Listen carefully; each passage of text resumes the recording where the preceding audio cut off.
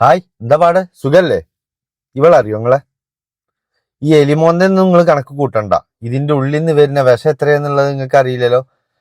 അതായത് ഈ കാശിന് വേണ്ടി കുടുംബം നോക്കാൻ വേണ്ടിയിട്ട് ശരീരം വിറ്റ് ജീവിക്കുന്ന പെണ്ണുങ്ങളുണ്ട്. അതിലേറെ തരം താന്ന ഒരു വർഗമാണ് ഇവള്. ഇത് ഇങ്ങനെ തന്നെ പറയാനുള്ള കാരണം എന്താ അറിയോ? ഒരു മനുഷ്യന്റെ കഞ്ഞുകൂടി അങ്ങോട്ട് മുട്ടിച്ചു. എന്തിനാ അറിയോ?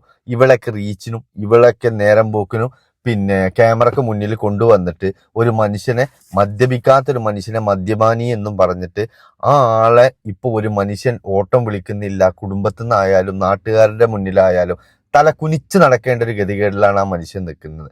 എന്താ സംഭവം എന്നല്ലേ? വെള്ളം അടിച്ചിട്ടാണ് വണ്ടി ഓട്ടോ ഓടിക്കുന്നത്.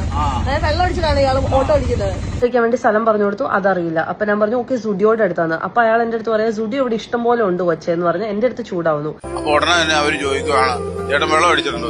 ഞാൻ വെള്ളം അടിച്ചു. ഇതെന്താ സംഭവം എന്നറിയോ നിങ്ങൾക്ക്? ഈ മനുഷ്യന്റെ അടുത്ത് ഇവള് ഓട്ടോ കയറിയിട്ട് പറഞ്ഞു സുഡിയോയിലേക്ക് വിടാന്. ഈ സുഡിയോ എന്നൊക്കെ പറഞ്ഞ ചില മനുഷ്യന്മാർക്ക് ഇന്നും, അതായത് ചെറുപ്പക്കാർക്ക് പോലും അല്ലെങ്കിൽ ചെറുപ്പക്കാരികൾക്ക് പോലും അറിയാത്തതാണ്. സുഡിയോ എന്ന് പറഞ്ഞു കഴിഞ്ഞാൽ നമ്മളൊക്കെ പാരമ്പര്യമായിട്ട് ജനിച്ചുമ്പോ കേട്ട് വളർന്നൊരു വാക്കൊന്നും അല്ലല്ലോ.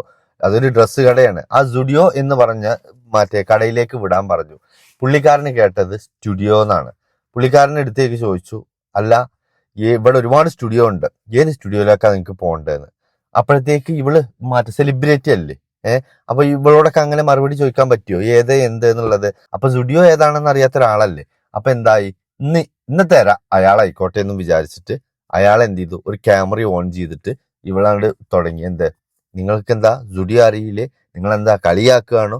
നിങ്ങൾ മദ്യപിച്ചിട്ടുണ്ടോ? നിങ്ങളുടെ ലൈസൻസ് കട്ട് ചെയ്യണം എന്നൊക്കെ പറഞ്ഞിട്ട് ഇവളുണ്ടല്ലോ, ഇവള് ലോകത്തറയാന്നും പറഞ്ഞാൽ പോരാ. ഇവള് മറ്റേ ആ ലെല്ലുവിന്റെ പിന്നാലെ നമ്മളൊക്കെ വിഡ്ഢികളാക്കിയിട്ട് പിന്നെ കുറെ കാലം ഫൈറ്റ് ചെയ്തിരുന്ന ഒരു വീഡിയോസ് ഉണ്ടായിരുന്നു. നിങ്ങൾ കണ്ടിരുന്നോ?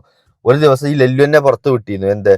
ഇത്രയും ഫൈറ്റും ഇത്രയും പ്രശ്നങ്ങളും ഇത്രയും മോശക്കാരനായി ലെല്ലുവിനെ വീഡിയോ മറ്റേ ചെയ്യുന്ന സമയത്ത് ഇവള് അവിടെ അവന്റെ റൂമിൽ ബാംഗ്ലൂര് പോയിട്ടിട്ട് ഇവളെ കഴപ്പൊക്കെ പാടെ അവിടെ കൊണ്ടുപോയി തീർക്കും ചെയ്യണം. അവനോട് അവന്റെ ചെലവിൽ അവന്റെ റൂമിൽ ഇരിക്കും വേണം, ഇവനെ കുറ്റം പറയും വേണം. അപ്പോ ഈ ലെല്ലിയോ വല്യോ എന്തോ ഒന്ന് ഓൻ പറയുന്നുണ്ട്, ജിന്നെ കുറിച്ച് ഡെയിലി ഇങ്ങനെ വീഡിയോ ഇടുന്നുണ്ട് മോശം പറഞ്ഞിട്ട്, പിന്നെ എന്തിനാ ജിന്റെ റൂമിക്ക് വന്നിക്കണൂന്ന്. അപ്പൊ അവള് പറഞ്ഞ ഒരു മറുപടി ഉണ്ട്, എനിക്കൊരു 1.5 ലക്ഷം രൂപയുടെ ആവശ്യം കൂടി ഉണ്ട്, അത് കഴിഞ്ഞാൽ ഞാൻ നിർത്തിക്കോളാം, അത് വരെ ഒന്ന് സഹകരിക്കുക, ഒന്ന് കണ്ണുമ്പേന്ന്. മനസ്സിലായോ? അത്രയും ജനങ്ങളെ വിഡ്ഢിയാക്കുന്ന ഒരു നാറിയാണ് ഇവളെ. ഇവള് ഒരു മനുഷ്യന്റെ അന്നാണ് മുടക്കിയിരിക്കുന്നത്. ഇവളെ ഒരിക്കലും മാപ്പ് അർഹിക്കുന്നില്ല. ഇവളെ ഒരിക്കലും വെറുതെ വിടരുത്. ജനങ്ങളെ ഒറ്റപ്പെടുത്തണം ഇവള്. ഇവളൊക്കെ ഇങ്ങനെ വന്നിരുന്ന് പറയുന്നത് കണ്ട ഇതൊക്കെ കുടുംബത്തിൽ നിന്ന് പുറത്താണ്, ഏതോ കാലം പുറത്താ. ഉമ്മ എന്താ, വാപ്പ എന്താ, കൂടപ്പറപ്പ് എന്താന്നുള്ളൊരു വിലയൊന്നും ഇതിനറിയില്ല. അതുകൊണ്ട് എന്താ, കണ്ണ് കാണുന്നോലൊക്കെ അല്ലെങ്കിൽ എന്താ ഇവളൊക്കെ കണ്ടു കഴിഞ്ഞാൽ ആർക്കെങ്കിലും എന്തെങ്കിലും തോന്നുന്നു. ഒരു പെണ്ണിന്റെ രൂപം പോലും നേരങ്ങത്തിൽ ഇവൾക്കില്ല. ഇവളാണ് പറയുന്നത് താൻ വെള്ളടിച്ചിക്കണോ, താൻ എന്താ ഇങ്ങനെ നോക്കുന്നത് എന്നൊക്കെ. ഇതെന്താ സംഭവം എന്നറിയോ? ഇത്തരത്തിലുള്ള ഒരു വിവാദം ഉണ്ടാക്കിയാലേ ഇവർക്കൊക്കെ ഒന്ന് എപ്പോഴും നിറഞ്ഞു നിൽക്കാൻ കഴിയുള്ളൂ. എന്തായാലും ആ പുള്ളിക്കാരൻ പറയുന്നത് കേക്ക്. ഉടനെ തന്നെ അവര് ചോദിക്കുവാണ് ചേട്ടൻ വെള്ളം അടിച്ചിട്ടുണ്ടോ? ഞാൻ വെള്ളം അടിച്ചിട്ടില്ല. ദൂരം ആൾക്കാരുണ്ട്, എന്നെ ഓട്ടം വിളിക്കുന്നില്ല, ഞാനിത് കട എടുത്ത് വെച്ചോണ്ട വണ്ടിയാണ്, എന്നാ ചെയ്യണേ? എന്റെ മാനസിക ബുദ്ധിമുട്ട് മനസ്സിലാക്കണം. കേട്ടോ, ഞാൻ കട എടുത്തിട്ടാണ് ഈ ഓട്ടോ എടുത്തിട്ടുള്ളത്. ഇന്ന ആളുകൾ ഇപ്പൊ വിളിക്കുന്നില്ല, എല്ലാവരും എന്നെ ഇത്തരത്തിലുള്ളൊരു ആളായി കണക്കാക്കിയിട്ടുണ്ട് എന്ന്. പക്ഷെ ആ നാട്ടുകാരും അവിടെയുള്ള ഓട്ടോക്കാരും പറയും, ഞങ്ങൾ ഇന്ന് വരെ കണ്ടിട്ടില്ല ഈ മനുഷ്യൻ വെള്ളം അടിച്ചും കൊണ്ടോ അതല്ലെങ്കിൽ അത്തരത്തിലുള്ള ഒരു സാഹചര്യത്തിലോ ഞങ്ങൾ ഇതുവരെ കണ്ടിട്ടില്ല. മാത്രല്ല അങ്ങനെ അയാളെ വെള്ളം അടിക്കുന്ന ഒരാളാണെന്ന്, അതല്ലെന്നുണ്ടെങ്കിൽ അയാൾ വെള്ളം അടിച്ചിട്ടാണ് ആ സമയത്ത് വണ്ടി ഓടിച്ചതെന്ന് തെളിയിച്ച 1 ലക്ഷം രൂപ അതല്ലെങ്കിൽ ആ ഓട്ടോ ആണ് കൊടുക്കാൻ അയാൾ ബെറ്റ് വെച്ചിക്കണ്. അത്രയും വെല്ലുവിളി അയാൾ നടത്തിക്കണു. അതെന്തുകൊണ്ടാ? അയാൾ അത് ചെയ്തിട്ടില്ല എന്നുള്ളതിന്റെ ഏറ്റവും വലിയൊരു തെളിവും ഒരു ധൈര്യം അയാൾക്കുണ്ട്. പക്ഷെ ഇത്തരത്തിലുള്ള ആളുകളോട് എനിക്ക് പറയാനുള്ള എന്താ പറയുക, നിങ്ങൾക്കൊരു ചെറിയ റീച്ചിന് വേണ്ടിയിട്ട് മറ്റുള്ളവരുടെ കഞ്ഞൂടിയും ഒരിക്കലും നിങ്ങൾ മുട്ടിക്കരുത്. അതുകൊണ്ട് നിങ്ങൾ എവിടെ എത്തിപ്പെടൂല എന്ന് മാത്രമല്ല, ഇത് കർമ്മ എന്ന് പറഞ്ഞൊരു സംഗതി ഉണ്ട്. ഈ റീച്ചും ഫോളോവേഴ്സും ഒക്കെ ഒരു നിശ്ചിത ടൈമിനെ ഉണ്ടാവുള്ളൂ. അത് കഴിഞ്ഞാൽ അതൊക്കെ ഓല വഴിക്ക് പോകും. ഇപ്പൊ തന്നെ ഇവൾ അടിയിക്ക് പോയി. അതായത് ആ ഒരു ഇഷ്യൂ കഴിഞ്ഞോടുകൂടെ ഇവൾ അടിയിക്ക് പോയി. ഇവളെ കുറിച്ച് ആരെങ്കിലും എന്തെങ്കിലും ചർച്ച അല്ലെങ്കിൽ നമ്മുടെ മനസ്സിൽ പോലും നമ്മളെന്ന് മനസ്സിൽ നിലനിൽക്കാത്തൊരു വർഗ്ഗമാണ് ഇവറ്റയ്ക്ക്.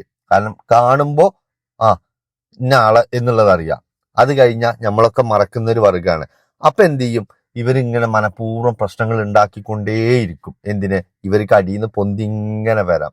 അപ്പൊ അതിൽ ഇരയാകുന്നത് ഇതുപോലുള്ള പാവങ്ങളും ആയിരിക്കും. പക്ഷെ ആ ഓട്ടോക്കാരൻ ചേട്ടനോട് പറയാനുള്ളത് ചേട്ടാ നിങ്ങള് ഭാഗ്യവാനാ. എന്താ അറിയോ, ആരും അറിയാത്ത ഇങ്ങനത്തെ ഒരു എന്താ പറയാ തെണ്ടിത്തരം കാണിച്ചിട്ടില്ല എന്നും കാണിക്കില്ല എന്നുള്ളതും മറ്റുള്ളവരെല്ലാരും അറിഞ്ഞു.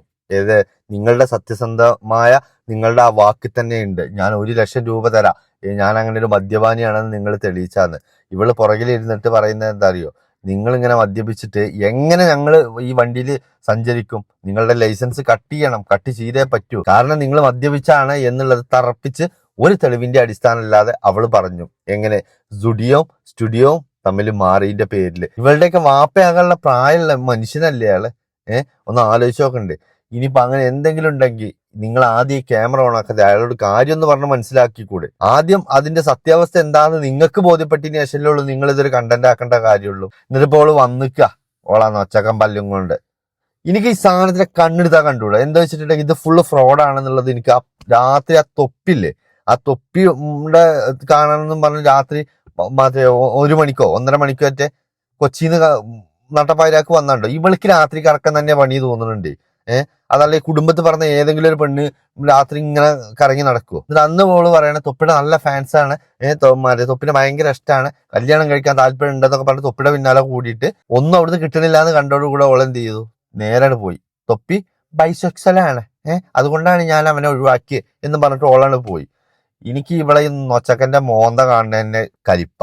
അത് അന്നും ഇന്നും എന്താ അറിഞ്ഞൂടാ. കാരണം എന്താ വെച്ചിട്ടുണ്ടെങ്കിൽ ഇവള് ഫുള്ള് ഫ്രോഡാണെന്നുള്ളത് എനിക്കറിയാം.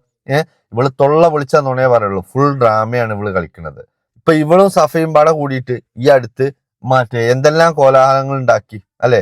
സഫയ്ക്ക് ലല്ലുവിനെ വേണം, മറ്റോനിക്ക് ലല്ലു വേണം, സഫന് ലല്ലുവിന് റൂമിലിട്ട് പിടിക്കുന്നു, ഇവള് തെളിവ് നിരത്തുന്നു.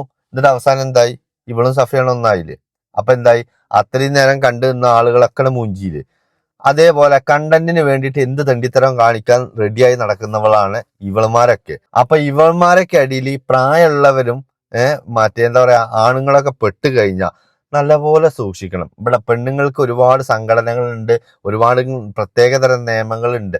ആണുങ്ങൾക്ക് എന്താ ഉള്ളത്? ഇപ്പൊ ഈ കാണിച്ചതില്ലേ ഒരു പെണ്ണിനോടായിരുന്നെങ്കിൽ എത്ര ആളുകൾ കൂടിയിട്ടുണ്ടാവും, എന്തെല്ലാം ചർച്ചകൾ ഇവിടെ നടന്നിട്ടുണ്ടാവും. ഇതിപ്പോ ഒരു പ്രായമുള്ള മനുഷ്യന് ആ ഒരൊറ്റ കാരണം കൊണ്ടല്ല പലരും ഇന്ന് ഇത് അവോയ്ഡ് ചെയ്യുന്നത്. ഇതൊന്നും കണ്ടന്റ് ആയിട്ട് തന്നെ ആർക്കും ചെയ്യാൻ താല്പര്യമില്ലാന്ന്.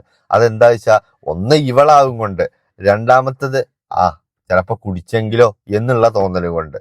ഒരൊറ്റ വാക്കിന്റെ പ്രശ്നമാണ് എന്ത്, സ്റ്റുഡിയോയും തമ്മിൽ.